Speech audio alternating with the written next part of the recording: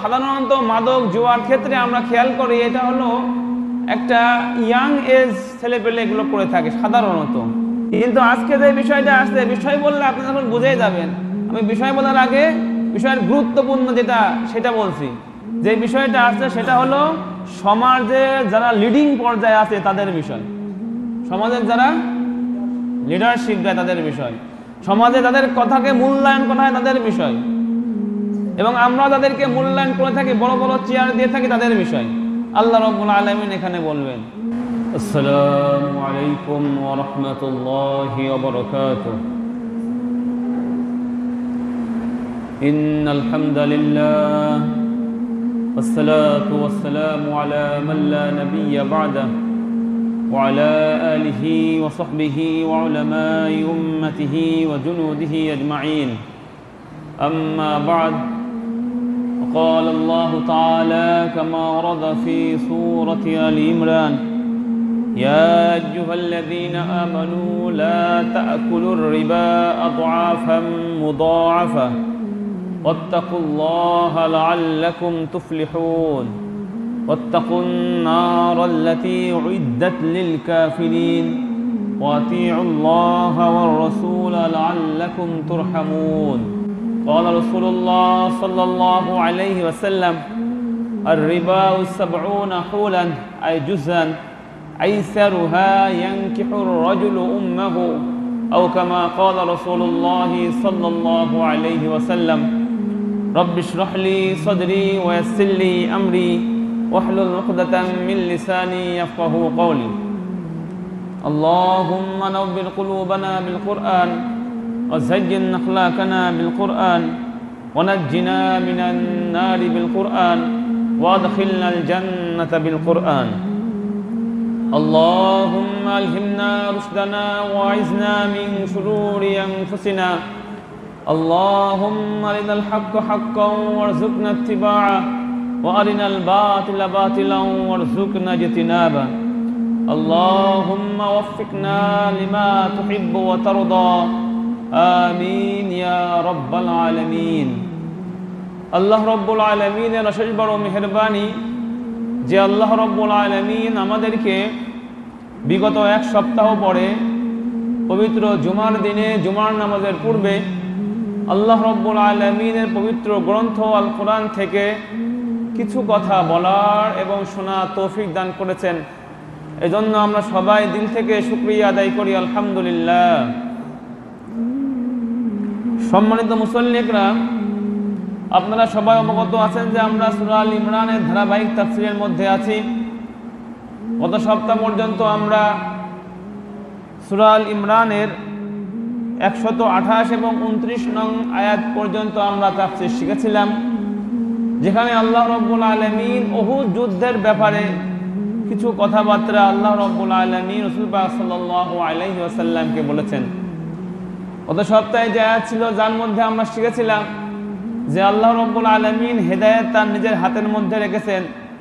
রাসূল পাক সাল্লাল্লাহু আলাইহি ওয়াসাল্লামের কাছে হেদায়েত ছিল না, হেদায়েত ছিল শুধুমাত্র আল্লাহ রাব্বুল আলামিনের কাছে। আল্লাহ রাব্বুল আলামিন যাকে ইচ্ছা হেদায়েত দিতে পারেন, আল্লাহ রাব্বুল আলামিন যাকে ইচ্ছা তার গুনাহকে ক্ষমা করতে পারেন, আবার যাকে ইচ্ছা তাকে শাস্তিও দিতে পারেন। এরপরে আল্লাহ রাব্বুল আলামিন বলে দিয়েছেন, ওয়ালিল্লাহি মা ফিস সামাওয়াতি ওয়া মা ফিল আরদ। আসমান এবং জমিনের মধ্যে যা কিছু রয়েছে আল্লাহ রাব্বুল আলামিনের রাজত্ব, সকল কিছু রাজত্ব হলো আল্লাহ রাব্বুল আলামিনের। তিনি যাকে চান তাকে ক্ষমা করে দেন এবং যাকে চান তাকে আযাব দেন। আর আল্লাহ রাব্বুল আলামিন হলো ক্ষমাশীল এবং আল্লাহ রাব্বুল আলামিন হলো দয়াশীল। এই ধরনের যে আয়াতগুলো আপনারা খেয়াল করবেন, যে সমস্ত জায়গায় আল্লাহ রাব্বুল আলামিন প্রত্যেকটা রুকু অথবা একটা আলোচনা শেষ করার পরে অন্য একটা আলোচনার মধ্যে আল্লাহ রাব্বুল আলামিন আল্লাহ তার ক্ষমতার কথা বলবেন। আল্লাহ রাব্বুল আলামিন আসমান জমিন সৃষ্টি করেছেন এবং সকল কিছু তার দিকে ফিরে যাবে, এই সমস্ত কথা আল্লাহ রাব্বুল আলামিন স্মরণ করিয়ে দিবেন। যেমন এর এক রুকু আগে আল্লাহ রাব্বুল আলামিন বলেছিলেন, ওয়ালিল্লাহি মা ফিস সামাওয়াতি ওয়া মা ফিল আরদ। আসমান এবং জমিনের মধ্যে যা কিছু আছে তার রাজত্ব কার? আল্লাহ রাব্বুল আলামিনের। ওয়া ইলাল্লাহি তুরজাউল উমুর, সকল বিষয়গুলো কার দিকে প্রত্যাবর্তিত হবে? আল্লাহর দিকে। আর এখানে কি বলছে? ওয়ালিল্লাহি মা ফিস সামাওয়াতি ওয়া মা ফিল আরদ, আল্লাহ রাব্বুল আলামিনের জন্যই আসমান এবং জমিনের মধ্যে যা আছে সকল রাজত্ব কার? আল্লাহ রাব্বুল আলামিন। যেহেতু এখানে মাফ করা এবং আযাব দেওয়ার ব্যাপার আসছে, আল্লাহ রাব্বুল আলামিন এখানে বলছেন ইয়াগফিরু লিমান ইয়াশা ওয়া ইউআযযিবু মান ইয়াশা। আল্লাহ যাকে চান তাকে ক্ষমা করে দেন, যাকে চান তাকে কি করে? আযাব দেন। আল্লাহু গফুরুন, আল্লাহ ক্ষমাশীল, রহিম, দয়াশীল। অর্থাৎ এই সমস্ত আয়াতগুলো একটা আলোচনা থেকে অন্য একটা আলোচনার মধ্যবর্তী স্থানে এই আয়াতগুলো আল্লাহ রাব্বুল আলামিন দিয়েছেন। মানে আলোচনা পরিবর্তন হচ্ছে, আয়াতগুলো দেখলে বোঝা যাবে। তো যেহেতু আলোচনা পরিবর্তন হওয়ার কথা আমরা বলছি, সেহেতু আজকের আলোচনা হবে নতুন, বোঝাই যাচ্ছে কথা শুনে। এতদিন আমরা যেটা শুনেছিলাম সেটা হলো উহুদ যুদ্ধের ব্যাপারে শুনেছিলাম। উহুদ যুদ্ধের ব্যাপারে আল্লাহ রাব্বুল আলামিন আরো কিছু আলোচনা করবেন আবার পরে, এর মধ্যে উহুদ যুদ্ধের আলোচনায় আসতে থাকবে, কিন্তু মাঝে মাঝে আল্লাহ রাব্বুল আলামিন অন্য বিষয়গুলো এখানে আনবেন।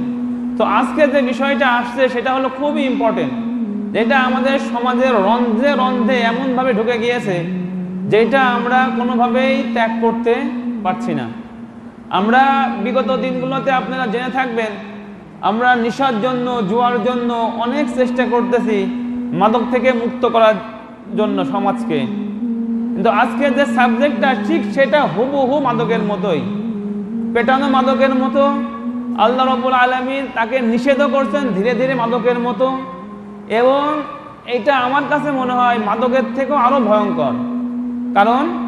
এর কারণ হলো সাধারণত মাদক জুয়ার ক্ষেত্রে আমরা খেয়াল করি এটা হলো একটা ইয়াং এজ ছেলেপেলে এগুলো করে থাকে, সাধারণত বৃদ্ধ লোকও করতে পারে, এবং এর মধ্যে সমাজের নিম্ন শ্রেণীর বা মধ্যবিত্ত, নিম্ন মধ্যবিত্ত ফ্যামিলির ঘরের লোকজন কি থাকে, মিশে থাকে, মিলিত থাকে।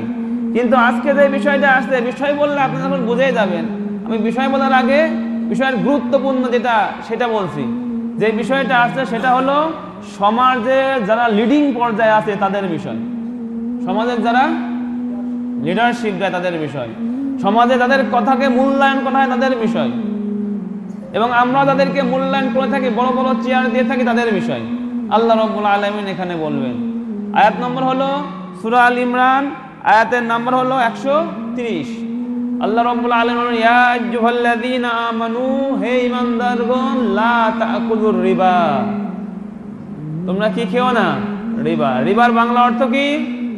সুদ। কি খাওয়ার কথা আল্লাহ রাব্বুল আলামিন নিষেধ করতেছেন?